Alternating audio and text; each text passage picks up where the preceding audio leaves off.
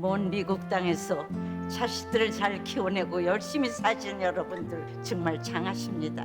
안녕하세요. 전원주입니다. 전쟁도 가난도 겪은 우리 세대는 참 눈물겨운 세월을 살았죠. 아메리칸 드림을 이루기까지 여러분들의 세월이야 어떠셨겠습니까? 건강 관련 프로그램에 출연하면서 요즘 제가 깨달은 건요, 양 한 방을 잘 결합하는 게 최고의 건강 관리라는 겁니다. 클레버 케어, 메디케어 어드밴티지 플랜 아세요? 양방과 한방의 좋은 혜택들을 쏙쏙 뽑아서 제공해주는 똘똘한 플랜이더군요. 우리 한인의 건강 문화도 이해하고 실력 있는 한국 의사와 전문의를 척척 연결해 준다니 얼마나 똘똘합니까? 이제 우리도 똘똘한 클레버 케어 플랜으로 150까지만 사십시다.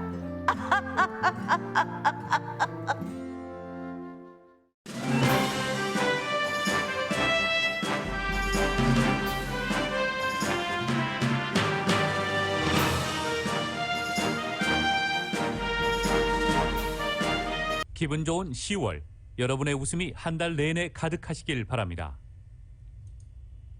강혜신의 오늘의 미국.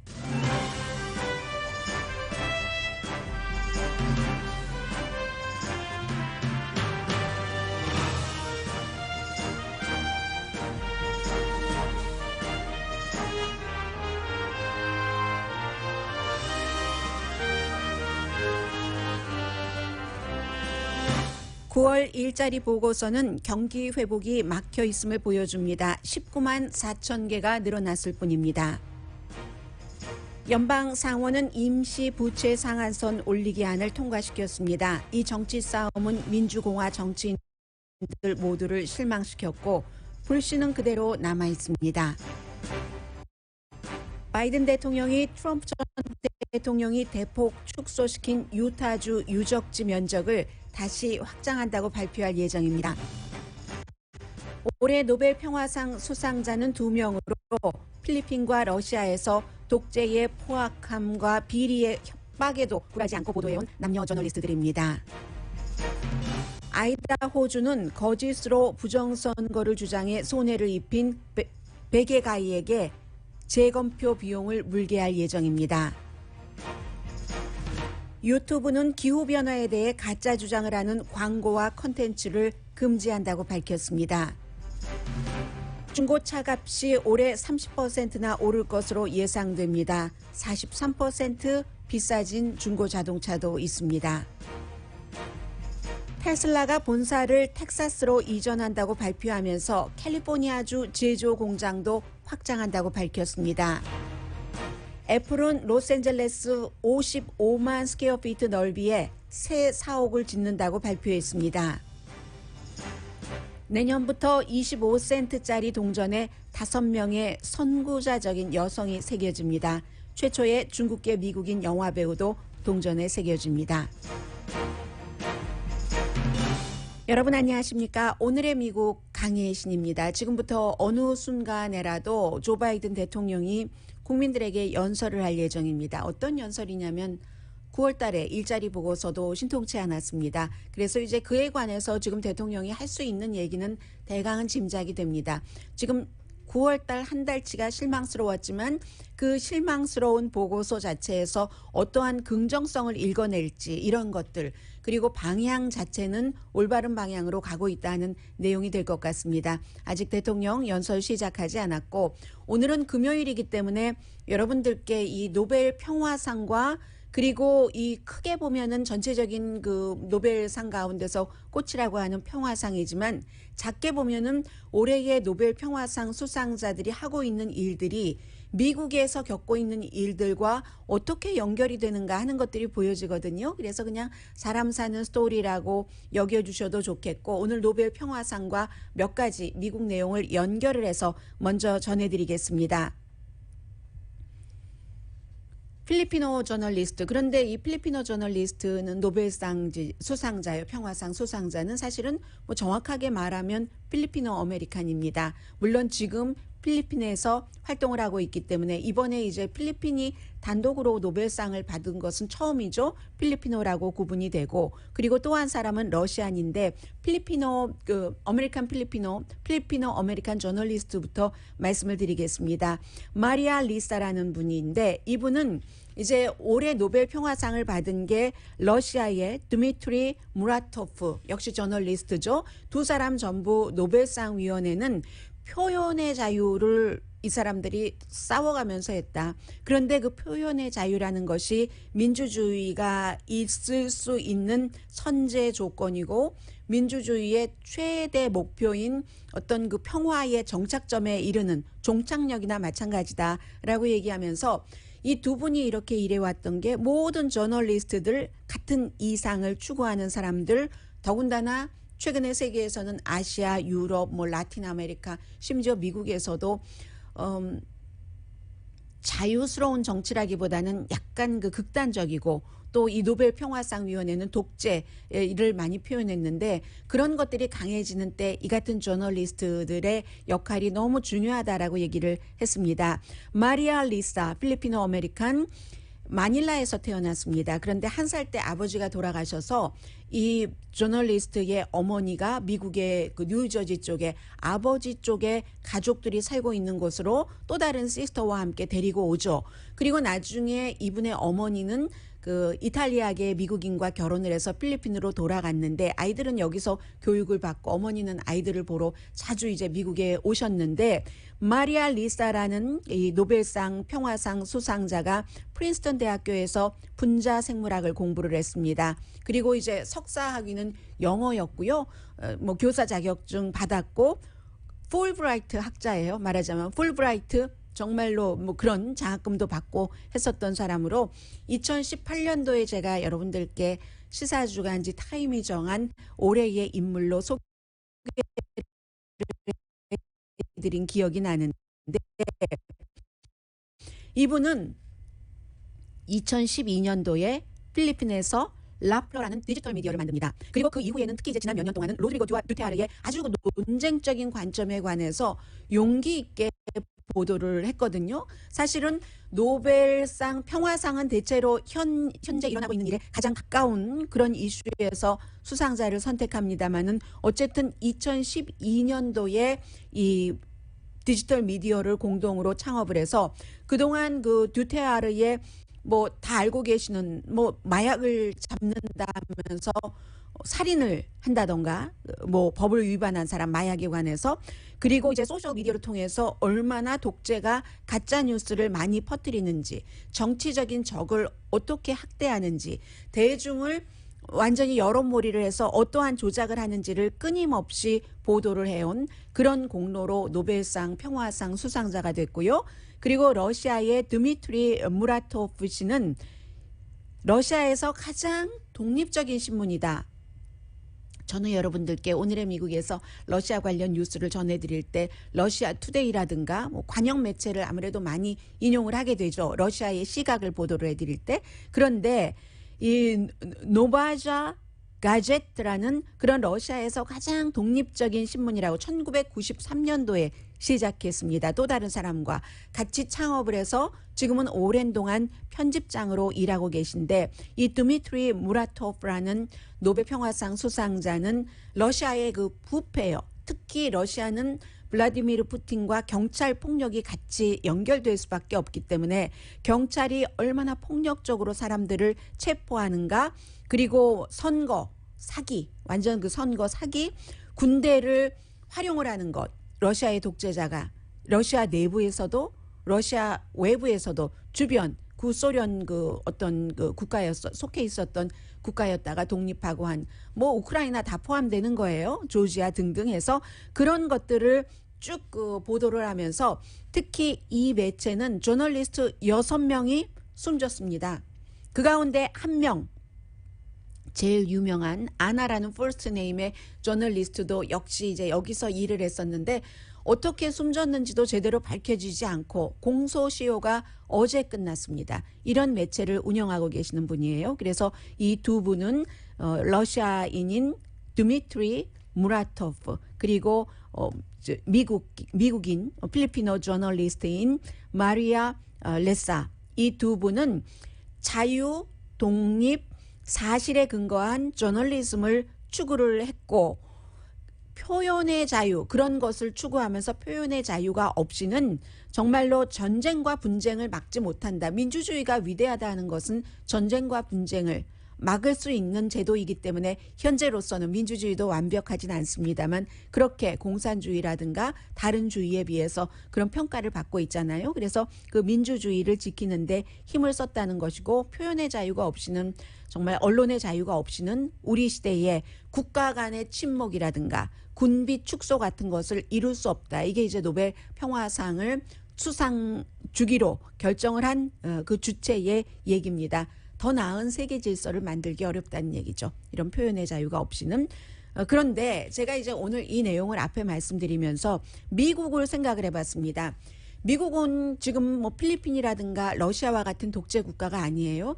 독재 국가가 아닌데 표현의 자유라는 것은 미국은 어찌 보면은 너무 많기 때문에 문제가 되는 게 아닌가. 특히 지난 4년 동안은 표현의 자유가 너무 많아서 뭐 진보 측이 되었건 보수 측이 되었건 사람들이 점점 극단적이 돼가고 그렇지 않아도 나 중심 표현의 자유 개인의 개성을 굉장히 중요하게 생각하잖아요. 그러다 보니까 점점 더 미센터드 되는 것들이 널리 퍼져서 미국은 부작용이 있는 게 아닌가 하는 생각을 잠시 해봤습니다. 오늘 금요일이라서 이런 말씀을 드리는데 그래서 아이다호주가 이 마이클 린델이라는 벽에가이요. 벽에 만들어서 돈 많이 벌고 부정선거 계속 주장하고 트럼프 전 대통령과 너무 친하고 한 이 사람에게 비리를 청구를 할 예정입니다. 부정선거를 표현의 자유라는 그러한 것을 뒷바탕으로 해서 부정선거를 계속 주장을 했는데 부정선거를 또 주장할 때가 따로 있죠. 아이다호주는 뭐 차이가 나도 엄청나게 많이 트럼프 전 대통령이 이긴 곳입니다. 63.1%를 가져갔거든요. 몇십 퍼센트 차이가 나는 거예요. 바이든 현 대통령과.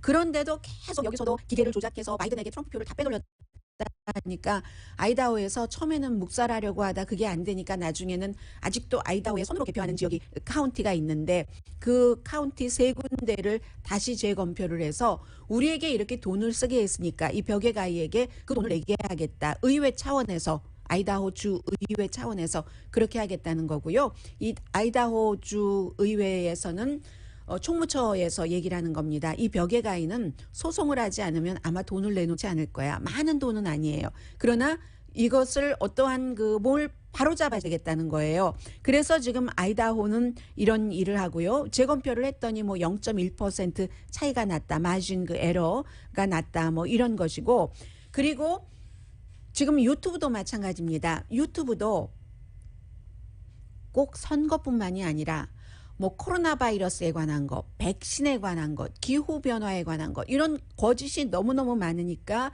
유튜브뿐만이 아니라 많은 그 소셜 미디어에 또 그 선구적인 그런 그 깃발을 꽂은 국가는 미국입니다. 뭐 구글, 유튜브 또 뭐 페이스북 다 마찬가지잖아요. 그래서 구글이 오늘 아침에는 어떤 발표를 했냐면 표현의 자유가 너무 많다 보니까 가짜가 너무 많이 표현된다는 겁니다. 그래서 기후변화를 부정하는 컨텐츠, 기후변화를 부정하는 광고 두 가지를 다 금지한다.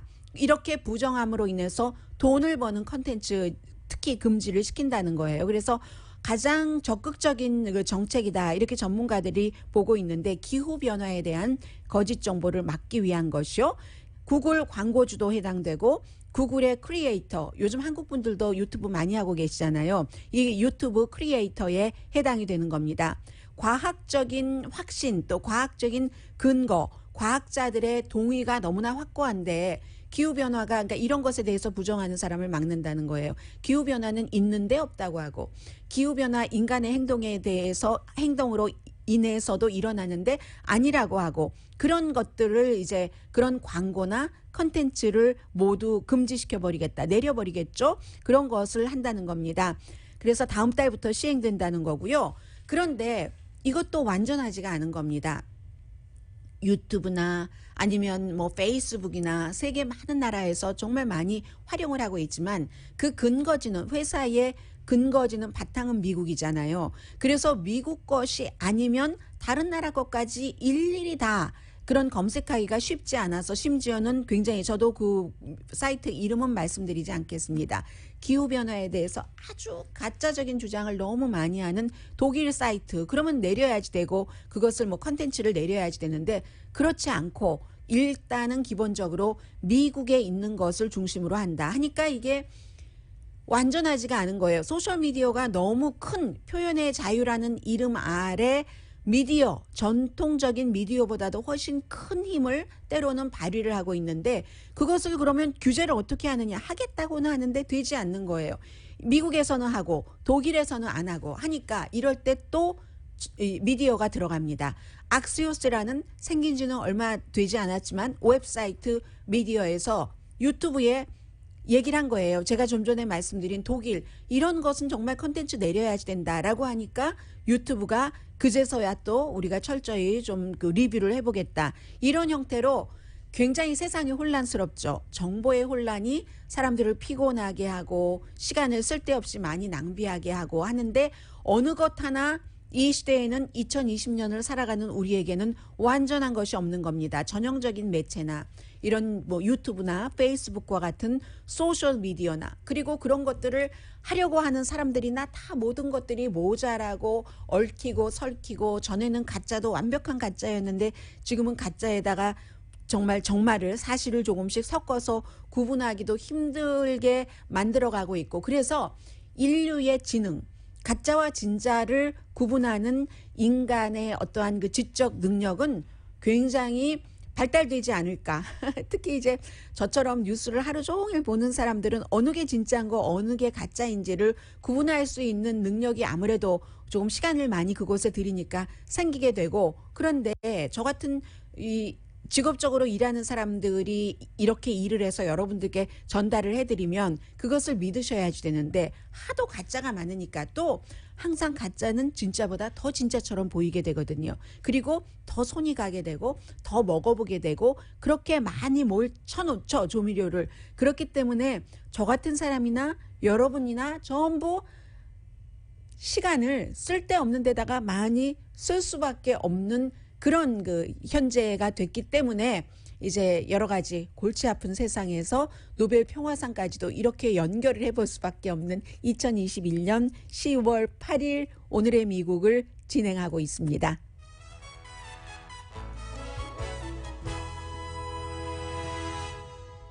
오늘의 미국은 전문가가 추천하는 이민법, 가정법 전문 재인정 종합법률사무소 미주류 언론과 유명 인사들을 감동시킨 미주 판매 1위 카후나 마사지 체어, 한인 기업의 자랑 카후나 마사지 체어, 코지다운 갤럭시 거위털 이불은 잠이 솔솔 오게 하는 기능성 거위털 이불, 거위털 이불 전문회사 코지다운, 친절하고 자세한 상담으로 절개를 최소화하는 복강경 수술 전문 장지아 외과, 매일 아침 재래식으로 직접 만드는 검정콩 생순두부 수라원 순두부, 차원이 다른 샴푸용 흰머리 염색약 수하연을 핫세일 중인 한국 홈쇼핑 공동후원입니다. 잠시 뒤에 뭐 아주 이 내용도 사실은 복잡한데요. 뭐 복잡한 것 뭐든지 다 머릿속에 꿰두고 계실 필요는 없을 것 같고요. 간단하게 흘러가는 방향만 짚어드릴 이슈가 있고 그리고 또 다른 흘러가는 방향 또 말씀드리고 오랜만에 그 트럼프 전 대통령의 움직임 내일 아이오와 좀 전에는 아이다호를 말씀드렸죠. 아이오와 주에서 트럼프 전 대통령이 이제 어떤 큰 캠페인을 할 예정이거든요. 잠시 뒤에 전해드립니다.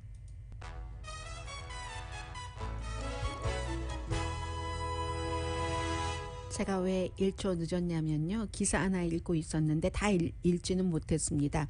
워싱턴에 살고 계시는 분들, 워싱턴이 지역구인 캐티 맥모리스 연방 하원 의원이 백신 접종을 받았음에도 어제 코로나 바이러스 양성 반응이 나왔다고 얘기를 했고요. 증상은 좀 약하답니다. 지금까지 굉장히 많죠. 상원에서는 린지 그레이엄, 사우스캐롤라이나 그리고 뭐 로저 위커, 또 앵거스 킹, 죄송합니다. 다음번 광고할 때는 수혜로 하나 가지고 와야지 되겠어요. 여기 지금 춥습니다.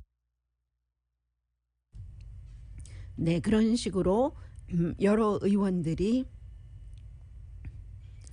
이렇게 백신 접종을 받았는데도 양성 반응이 나오는 의원들이 있다는 뉴스를 보고 있었습니다.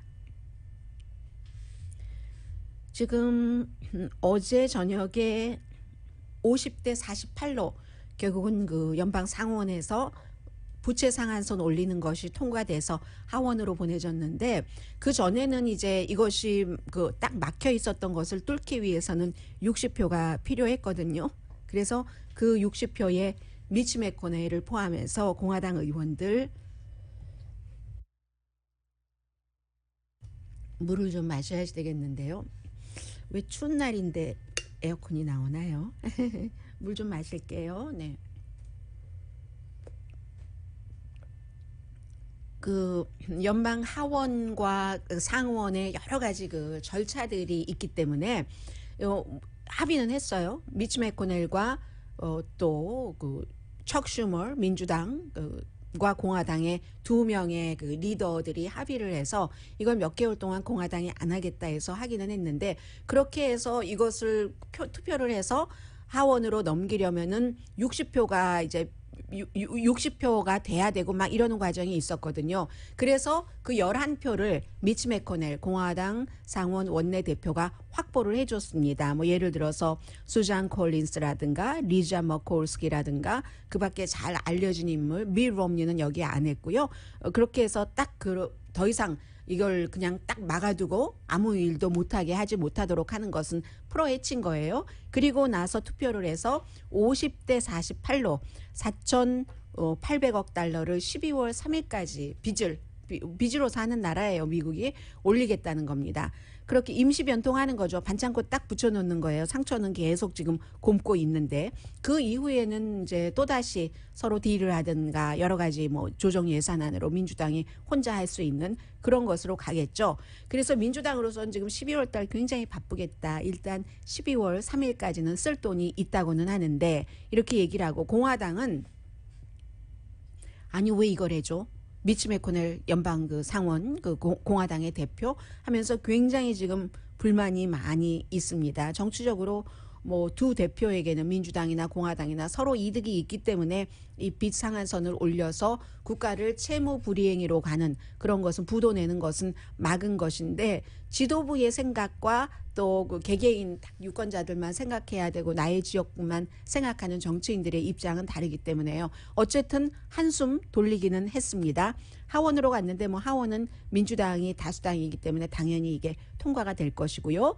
그리고 이제 서서히 많은 것들이 바뀌고 있는데, 바이든 대통령이 지금 공식적으로 딱 발표를 하진 않았어요. 왜냐하면 원상대로 완전히 복구할 것인가 아니면 원상보다는 조금 작지만 하는 부분이 남아있기 때문에 유타주의 내셔널 모니먼트요, 3군데 트럼프 전 대통령 시절에 이것을 거의 없애버린 것도 있어요. 예를 들어서 유타주에 살고 계시는 분들 아주 잘 아시는 그 베어 이어스라는 곳, 베어 이어스처럼 생겨서 그것은 오바마 전 대통령이 내셔널 모니먼트로 국가 뭐 유적지 내지는 기념물로 했는데, 트럼프 전 대통령이 오바마 대통령이 해놓은 그 면적의 85%를 돌려버렸습니다. 이렇게 됐을 때 무엇을 뜻하느냐 하면 그곳에서 석유도 시추하고 뭐 오일 시추 다 할 수 있다는 얘기죠. 그리고 또 다른 두 군데요. 그랜드 스테어케이스와 에스칼란테, 이 두 군데는 50%씩이나 줄여놨거든요. 이것을 원상복귀를 한다는 겁니다. 이런 일들이 어떻게 일어나느냐. 내무부 장관이 지금 최초의 그 원주민계 장관이잖아요. 그래서 원주민들과 그동안 환경보호론자들이 굉장히 여기에 대해서 비난을 했고, 트럼프 전 대통령이 그렇게 돌려놨을 때 이것을 되돌려 놓기 위해서 애를 쓰고 있었는데, 최초의 원주민계 내무장관이 그곳을 방문하고 나서 돌려놔야지 된다 하는 그런 제안을 한 것이죠. 원주민계이기 때문에 땅의 소중함 같은 것을 누구보다도 잘 알고 있고 지금은 정치인이니까 정치적인 것에도 맞다고 생각을 했겠죠. 당연히 민주당입니다. 뉴멕시코 태생에. 그래서 이런 일들이 받아들여져서 바이든 대통령도 그렇게 하겠다고는 하는 건데 얼만큼이나 트럼프 전 대통령이 했었던 것처럼 그것을 다 돌려놓느냐. 베어 이어즈를 85%에서 석탄 시추, 오일 시추 할 수 있도록 했는데 그걸 다 또다시 못하도록 기념물이 된다는 것은 그 지역이 뭐 베어 이어처럼 생겨서 뭐 아름답다, 특별하다라고만 해서 그런 것이 아니라 보호를 해준다는 거잖아요. 원주민들의 어떤 역사, 삶의 터전 같은 것도 보호를 하고 환경 같은 것도 보호를 하게 그렇게 되는 건데 아무튼 이런 일이 있습니다. 그래서 얼만큼이나 이 사이즈를 얼만큼이나 되돌릴지에 대해서 확정되지 않은 것 같아요. 그래서 아직 발표를 안 한 것 같고요. 그런 의미에서 뎁 할랜드 최초의 원주민계 내무장관의 이 내무장관으로서의 역할 같은 것은 굉장히 중요하다고 보여지는 거죠. 여성이고요. 그리고 트럼프 전 대통령의 움직임 지금까지도 조금 어느 주에도 가고 어디도 가고 갈 때마다 아직까지 굉장히 많은 사람들이 몰려들고 물론 대통령으로 있으면서 선거 캠페인을 하던 그때만큼은 안 됩니다. 그러나 트럼프 전 대통령이 지금 몰고 다니는 그 같은 어떤 그 사람들은 굉장히 많은 거죠. 대통령이 아니면서 그만큼이나 많은 사람을 모을 수 있다는 것은 지금도 공화당은 트럼프의 당에 가깝다. 트럼프의 당이다 하는 것을 여전히 보여주고 있는 건데 그러면서도 지금까지 해왔던 행보 가운데서 그런 것들을 뛰어넘는 행보를 이제 내일 합니다. 내일 저녁에 아이다호가 아니라 아이오와주가 미국에서 제일 처음에 이제 뭐 선거가 스타트되는 그런 곳이라서 무척 중요하잖아요. 그곳에 가서 트럼프 전 대통령이 이제 연설을 하고 하는데 지금 또 아이오와주의 여론조사 결과를 보면은 드모인 레지스터와 또 다른 이제 여론조사 기구가 함께 여론조사한 것을 보면은 어떠한 여러 가지 이유가 합쳐져서 지금 아이오와주에서 트럼프 전 대통령에 대한 지지는 대통령이었을 때보다도 더 높답니다. 그것 농부들도 많고 하는 그런 곳이에요. 53%가 지지하는데 이 53%는 공화, 민주, 무당파를 다 포함한 것이고 공화당은 91%가 아이오와주에서 트럼프 전 대통령을 지지를 합니다. 그런데 이 여론조사에서 그러면 트럼프 전 대통령이 다시 2024년도 대선 선거에 나오는 것을 찬성하십니까? 여기에 대한 질문은 하지 않은 여론조사 결과거든요. 그래서 내일 저녁에 있는 이 미팅은 지금까지 어떠한 캠페인보다도 트럼프 전 대통령이 2024년도 대선에 출마할 것인가 여기에 대한 가장 조금 그러한 것에 가까운 행보 이렇게 보여진다는 점에서 주목이 되고요. 강한 그 정치적인 포지셔닝을 시작한다던가 하는 것이고 그리고 아직은 기간이 많이 남아있기 때문에 어떻게 될지 알 수가 없죠. 사업적으로는 트럼프 전 대통령이 손해를 많이 봤습니다. 얼마 전에 잡지 포브스가 미국의 400대 부자를 선정을 하는데 그 400대 부자 리스트에서 트럼프 전 대통령이 이제는 빠졌거든요. 물론 지금 의회 조사에선 이런 것도 나와요. 트럼프 호텔이 다른 나라의 정부로부터 돈을 몇백만 달러, 370만 달러인가를 받았다. 이게 돈으로 캐시로 받은 게 아니라 다른 나라의 정부 요인들이 미국을 방문하면 꼭 트럼프 호텔에 일부러 묵는다는 겁니다. 여러 가지 이유 등으로 인해서 그러한 형태로 370만 달러 이렇게 온 것은 있는데 그것보다는 손해본 것이 많은 거죠. 그렇기 때문에 트럼프 전 대통령이 대통령에서 물러나자마자 미국의 400대 부자 안에는 지금 들어가지 못하는 이런 것이 있고 그리고 또 다른 중요한 문제들도 많습니다. 제가 여러분들께 일일이 말씀드리지는 않고 있는데 이렇게 한꺼번에 모아서 또 그 지금까지의 분위기를 리뷰를 해드릴 수 있는 기회가 있다고 믿어서입니다. 법무장관 대행을 해고를 하고 선거가 끝나고 나서 그리고 본인에게 더 충성하는 법무장관 대행도 충성파였어요. 또 법무장관도 윌리엄 바 빌바 법무장관도 충성파였어요. 그러나 아무리 충성파라 할지라도 거기까지 할 수 없는 게 있죠. 부통령도 충성파였어요. 대통령이 이렇게 물병 들면 괜히 본인도 물병 들어서 물 마시고 그 정도로 충성파였습니다. 뭐든지 똑같이 대통령 원하는 거 다 하고 다 따라하고. 그런데도 이 본인들이 할 수 없는 게 있어요. 부통령도 그랬고 윌리엄 바 전 법무장관도 그랬고 그리고 법무장관 대행도 대통령이 선거를 뒤집으려고 법무장관을 시켜서 해보려고 했는데 안 됐던 겁니다. 제프리 로젠이죠. 그리고 그 차관으로 있었던 그 제프리 그 플레이크를 그 자리에 플레이크가 아니라 클락이죠. 제프리 클락을 그 자리에 법무장관 대행으로 놓으려고 했었다는 이런 보고서도 지금 나오거든요. 그런데 왜 못했냐? 대통령 주변에 많은 사람들도 끝내 못할 게 있는 거예요. 그리고 사실은 제프리 클락도 그 자리에 가면은 못했을지도 모릅니다. 가기 전까지는 막 그런 것을 하는 것을 해야 된다고 하는 것을 법무장관 대행보다는 더 많이 보여줬기 때문에 트럼프 전 대통령은 그를 법무장관 대행으로 놓으려고 했을지 모르지만 그 자리에 갔다면 어떻게 됐을지 몰라요. 그런데 어쨌든 트럼프 전 대통령 주변에서 그렇게 하면 큰일 난다. 이거는 정말 줄줄이 사임할 것이다. 법무부에서 줄줄이 사임하면 문제가 될 것이다.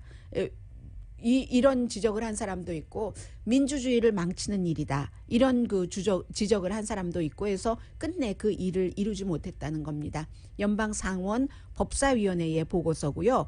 그리고 또 하나는 지금 그 의회에서 1월 6일 그 의사당 폭동 사건에 관해서 트럼프 전 대통령의 정말 최측근 비서실장 했었던 사람까지 몇 사람은 증인 출석을 하라고 요청이 아니라 요구죠. 소환장을 발부를 했습니다. 그런데 대통령의 변호사가 공식적으로 그 사람들에게 공식 편지를 보냈답니다. 의회의 조사에 협조하지 말라. 이런 모든 일들이 있기 때문에 제가 이 말씀을 드리는 것은 트럼프 전 대통령의 비즈니스맨으로서의 여러 가지 앞으로 몇 년 동안에 일어날 일들 그리고 의회 등등 이 같은 그 법적인 문제 대선 그 이후에 여러 가지 일어난 일들과 관련해서 대통령이 어떠한 입지가 될지 모르고 그러한 입지에서 정치적인 것과 이 사업적인 것에서 결정적으로 어떤 것을 선택할 것인가 그리고 어떤 선택을 할 수밖에 없는가에 변동 상황이 너무 많기 때문에 내일 그 아이오와주에서 트럼프 전 대통령이 정말 산을 움직일 만한 그 같은 그 캠페인을 치른다 할지라도 또 산을 움직일 만한 함성을 트럼프 전 대통령에게 사람들이 유권자가 보내준다 하여도 2024년도 그가 다시 대선에 출마할 수 있을지는 알 수 없다는 얘기죠. 그죠? 리뷰하는 그런 정도고요. 잠시 뒤에 경제와 관련된 뉴스 전해드리겠습니다. 실물 경제와 관련된 뉴스도 있네요.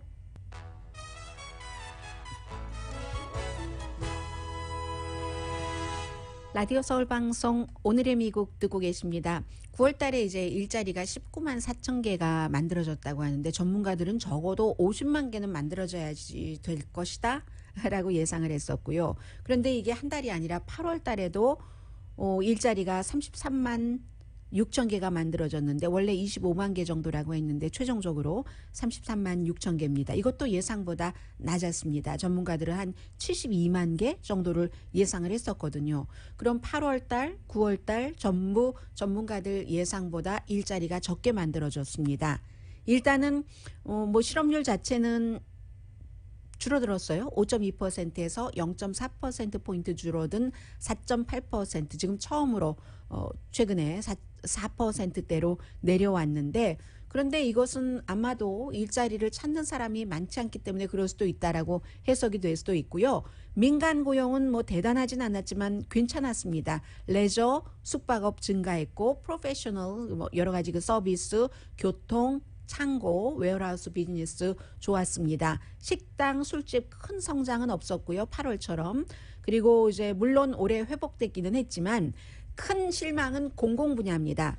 특히 선생님, 공립학교 선생님이 대체적으로 이제 뭐 초중고등학교 선생님들이 여성들이 더 많잖아요. 남성들보다. 그런데 오히려 뭐 이게 크게 늘어나지 않고, 물론 9월달 새 학기에 뭐 새 선생님을 많이 고용하지는 않아요, 추세로. 그래도 이 선생님 분야에서 많이 늘어나지 않았다. 그래서 결과적으로는 대부분의 사람들은 이 회복이, 경기 회복이 지금 막혀 있는 것 같다, 딱 어디에 갇혀 있는 것 같다라고 보지만, 또 긍정적으로 해석하는 사람들도 있기는 있고요. 분명한 것은 지금 많이 회복돼서, 처음에 코로나 바이러스 사태가 발생하고 나서는 뭐 2200만 개 정도 일자리가 없어졌잖아요. 지금 1200만 개 정도로 회복을 해서 더 성장을 했어야지만 더 좋을 텐데 800만 개 일자리는 아직도 회복하지 않았고, 이 정도로 보면은 곧 회복된다는 게 쉽지 않은 일이구나라고 생각을 좀 하고 있어야 될 것 같기도 하고요. 그렇지만 경제 전문가들은 항상 두 번의 일자리 보고서 실망에 완전 실망하진 않습니다. 10월 달에 한번 보자.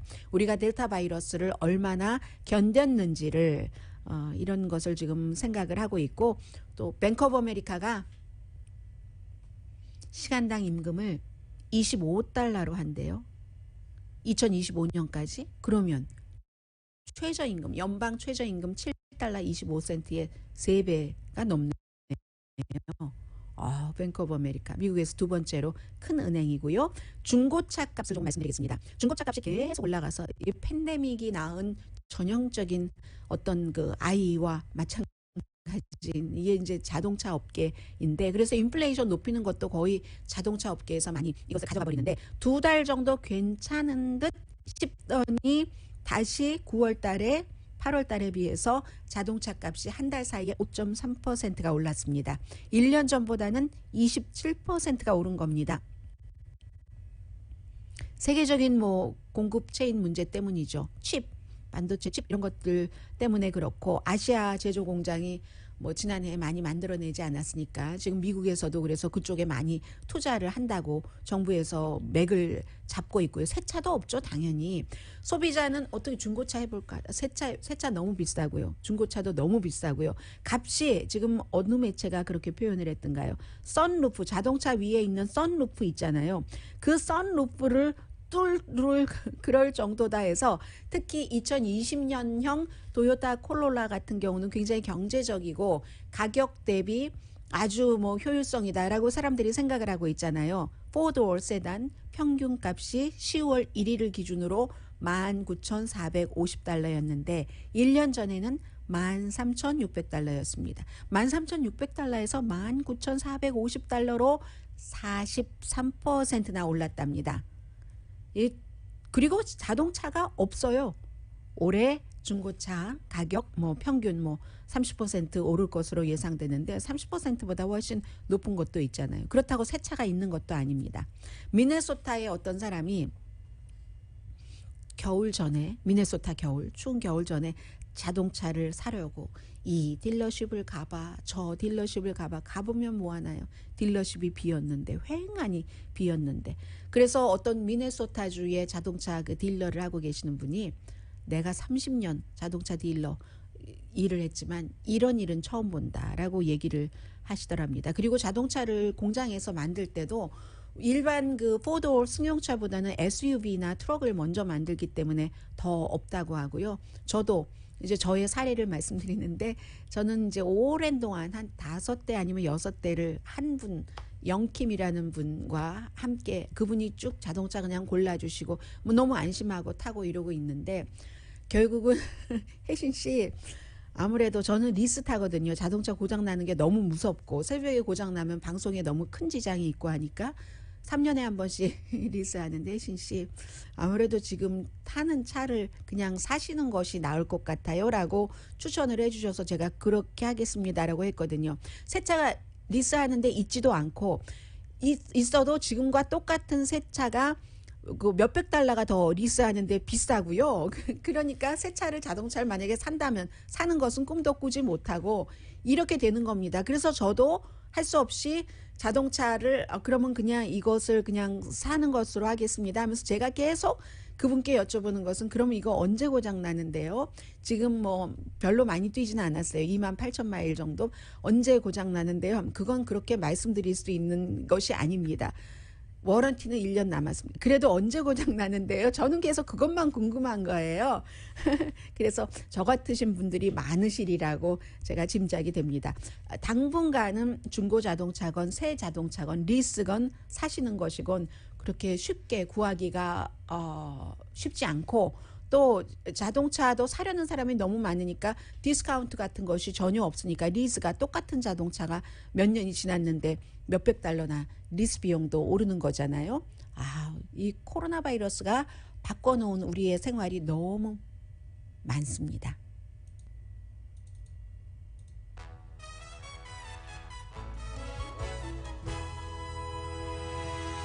라디오 서울 방송 오늘의 미국 듣고 계십니다. 테슬라와 애플을 말씀드리겠는데, 그 일론 머스크는 테슬라에 2020년부터 계속 우리 테슬라를 텍사스로 옮긴다라고 얘기를 했습니다. 그때 처음 시작할 때는 캘리포니아주가 코로나 바이러스에 대해서 아주 뭔가를 강하게 하고 해서 공장 문을 못 열게 하고 하니까 이게 우리 뭐야 이러면서 그때 그렇게 얘기를 했었는데, 어제 이제 주주들에게 얘기하는 그 비디오를 보니까 본사를 실리콘밸리에서 어스틴으로, 텍사스, 시간은 말하지 않았습니다. 그런데 캘리포니아주의 활동도 확장한다고 얘기를 했어요. 테슬라가 캘리포니아주를 떠나는 게 아닙니다. 이렇게 얘기하면서 프리몬트 지역에 공장이 있죠. 10,000명 이상이 지금 일하고 있는데 모델 S, X, Y 그리고 이제 세 종류 이렇게 자동차 제조를 하는데 네바다도 확장 공장을 더 키운답니다. 안전 규정 때문에 아무튼 처음에 그렇게 시작했는데, 어제는 집값을 얘기를 합니다. 베이 지역 집값이요. 예를 들어 한 300만 달러 평균 이렇게 되면은 텍사스 어스틴 한 60만 달러 되거든요. 5배예요. 그러니까 우리 직원들이 집을 살 수가 없다 이런 얘기를 많이 했고, 스페이스 X 같은 경우는 텍사스 해안에서 많이 일하고 있고요. 테슬라뿐만이 아니라 오라클이라든가 또 휴렛 패커드도 본사를 텍사스로 옮겼습니다. 물론 그 주에서 주는 그 비즈니스 텍스 같은 혜택 같은 것도 있고요. 그리고 나가는 게 있으면 또 들어오는 게 있어서, 애플은 지금 현재 컬버시티에서 1,500명 정도가 일하고 있는데, 이 컬버시티에서 일하는 사람들은 아무래도 헐리우드가 가까우니까 애플도 앞으로 그 스트리밍 서비스 경쟁을 많이 해야 되잖아요. 지금 넷플릭스의 그 스퀴드 게임, 오징어 게임은 날마다 미국의 휴즈한 뉴스가 되고 있습니다. 그런 넷플릭스와도 상대를 해야지 되고, 헐리우드에 가까운 곳에 지금 55만 스퀘어피트, 현재는 스몰 비즈니스들이 있고, 그리고 또 무슨 전구 업계가 있는 그 지역이에요. 어디냐면 내셔널하고 워싱턴 블루버드 그쪽에 이제 전구 업계도 있지만 가구도 옛날에 참 저 이민 올 때만 하더라도 가구 좀 쫙 아주 장엄한 가구들이 많이 있고 했었는데, 그쪽 지역인데 메트로 레일 그 스탑도 있고요. 그래서 이 새로 짓는 빌딩은 친환경적으로 100% 에너지도 재생에너지로 하겠다 해서 이제 애플 TV 플러스 그리고 그런 종류 엔터테인먼트 이쪽을 2배로 확장을 하겠다는 거고요. 부동산 업계가 예상했었던 것보다 훨씬 크답니다. 어느 업체에서 이 건물을 지을지는 모르겠는데 2026년까지 현재의 직원에서 2배인 3,000명으로 지금 애플이 이곳에 들어오면서 뭔가를 늘리겠다 하고 발표를 했습니다. 오늘의 미국은 전문가가 추천하는 이민법, 가정법 전문 제인정 종합법률사무소, 미주류 언론과 유명 인사들을 감동시킨 미주 판매 1위 카후나 마사지 체어, 한인 기업의 자랑 카후나 마사지 체어, 코지다운 갤럭시 거위터 리블은 잠이 솔솔 오게 하는 기능성 거위터 리블, 거위터 리블 전문회사 코지다운, 친절하고 자세한 상담으로 절개를 최소화하는 복강경 수술 전문 장지아 외과, 매일 아침 재래식으로 직접 만드는 검정콩 생순두부 수라원 순두부, 차원이 다른 샴푸용 흰머리 염색약 수화연을 핫세일 중인 한국 홈쇼핑 공동 펀이었습니다. 10시에 좋은 아침, 좋은 하루 방송됩니다. 네, 지금 쿼러 동전의 워싱턴 있잖아요. 얼굴이 딱 있는데 내년부터 2025년까지 미국 역사상 불멸의 선구자적인 여성들 얼굴로 이제 바뀌어가는 거죠. 물론 조지 워싱턴도 그대로 있지만 새로 만들진 않는 거예요. 새로 만들어지는 사람은 우주인, 물리학자, 로스앤젤레스 태어났어요. 최초의 미국 여성 우주인 셀리 라이드, 그리고 마야 앤젤로 흑인 작가, 또 여성 참정권을 제일 먼저 시작을 했었던 니나 오테로 워렌, 또 체로키 첫 여성 추장 윌마 맨킬러, 그리고 제가 또 관심을 가졌던 사람은 바로 이 사람인데 애나 메이 웡, 차이니스 아메리칸입니다. 헐리우드 배우였죠. 많은 영화가 있지만 샹하이 익스프레스가 전 기억나고요. 왜냐하면 그 마를렌의 디트리히와 같이 출연을 했었기 때문에. 이 사람이 60년대에 숨졌는데 60년의 세월이 흐르고 나서 이렇게 미국 동전에 5명의 여성들 사이에 끼어서 올라오게 되거든요. 지금 하고 있는 일이 헛된 일이 아니니라. 강혜신이었습니다.